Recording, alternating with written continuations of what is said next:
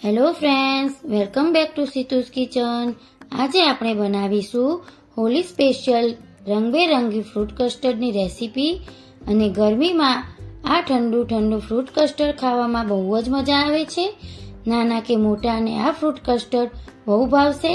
તો તમે આ ટેસ્ટી ફ્રૂટ કસ્ટર્ડ થાળીમાં સાઈડમાં પણ સર્વ કરી શકો છો.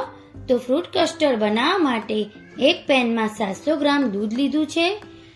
તો પેનમાં થોડું પાણી નાખીને દૂધ ઉમેરીશું, જેથી નીચે ચોંટી ના જાય. હવે દૂધને આપણે ફૂલ ફેટ લેવાનું છે અને દૂધને આ રીતે મીડિયમ ગેસ પર હલાવતા જઈશું.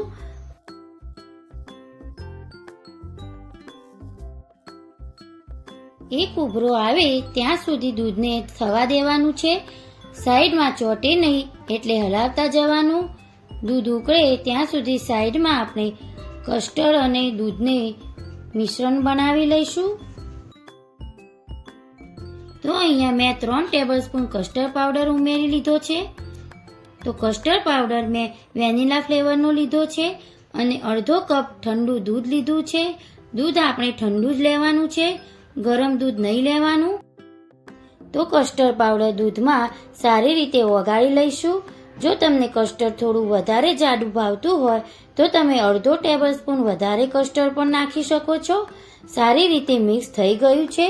હવે સાઈડમાં મૂકી દઈશું. હવે દૂધને ચેક કરી લઈશું. તો દૂધ ઉકળી ગયું છે. હવે આપણે અડધો કપ ખાંડ ઉમેરીશું.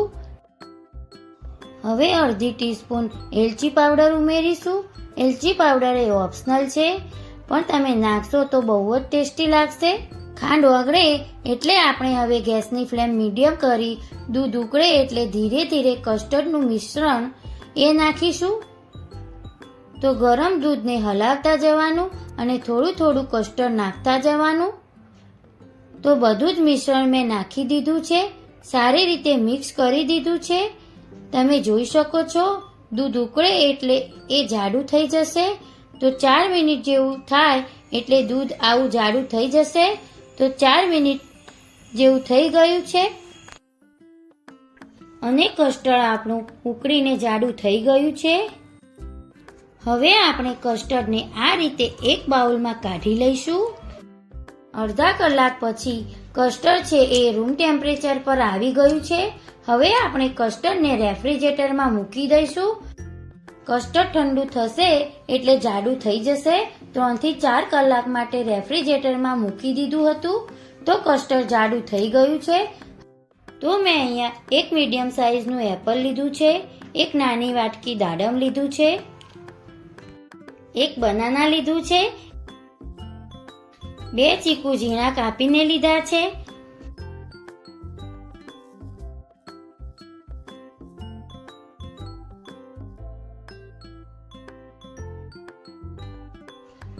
એક નાની વાટકી લીલી દ્રાક્ષ લીધી છે અને એક નાની વાટકી ભરીને કાળી દ્રાક્ષ લીધી છે.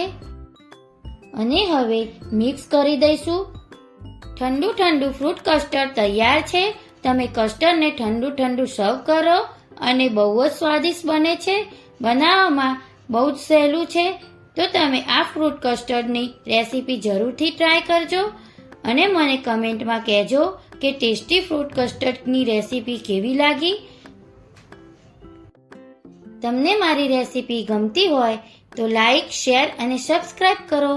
Thanks for watching video. Bye. Take care.